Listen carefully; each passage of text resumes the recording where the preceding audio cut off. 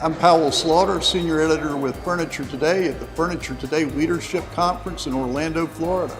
I'm here with Ryan Estis. He's a leadership and marketing consultant, and he just gave a great presentation on transformative leadership in a digital age.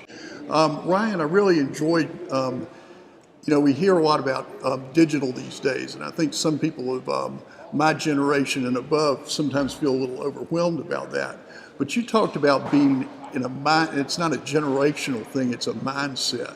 It's not a generational thing. It's about having a digital mindset. You know, we're in the connected economy, and to me, it's the ultimate opportunity for the small to mid-sized business. I think we're living through a leveling of the playing field where today I can connect with anyone, anywhere in the world on the strength of my ideas, my reputation, my relationships, and my knowledge, and that means opportunity.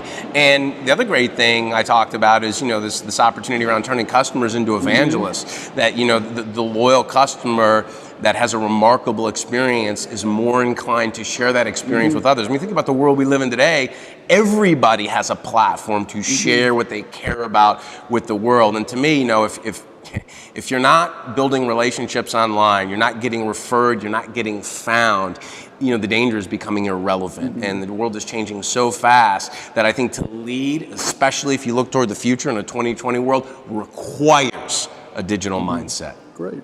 Also, you had some very interesting takes on, I guess, how attitude and centeredness affect leadership. Yeah, I did. I mean, I talked about the attitude of gratitude, right? I talked about this idea of being specific and intentional with respect to how we show up. You know, in this world of change, we just have to get a little more comfortable in being uncomfortable, right? And I talked about, you know, deciding how you show up. That it's not what happens to us, but it's how we respond. You know, particularly for a leader, everybody is paying attention to how they show up. Culture is a reflection of how we lead. So I talked a little bit about my morning routine, right? You know, five minutes of centered breathing, getting centered, then a 5-minute gratitude practice where I focus on 3 specific things that I'm grateful for, and then from that place of gratitude and appreciation, getting intentional. What are 3 things that I need to accomplish that day? And that moves me kind of toward my true north in my 2 favorite leadership questions. Who am I going to impact today? And how do I want to be remembered by the people I work with?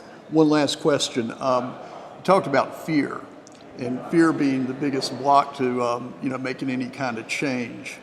I did. So, yeah, you know, what we have to realize or recognize that fear is just an accompaniment on this journey, right? We're all going to feel anxious at times, overwhelmed and afraid, but it can't be an impediment to action. So I talked about getting stuck in the status quo in our comfort zone. The best way to overcome that, massive action. You just got to explode into the state of readiness and the state of action. Even if you don't feel ready, hit go. And that's why I talked about, you know, the last principle was take action now. Develop an action plan. What are 3 things you can decide and commit to today that you're going to put into practice when you get back into your business to create some momentum? Action mitigates fear. You got to be a state of readiness and a state of perpetual action.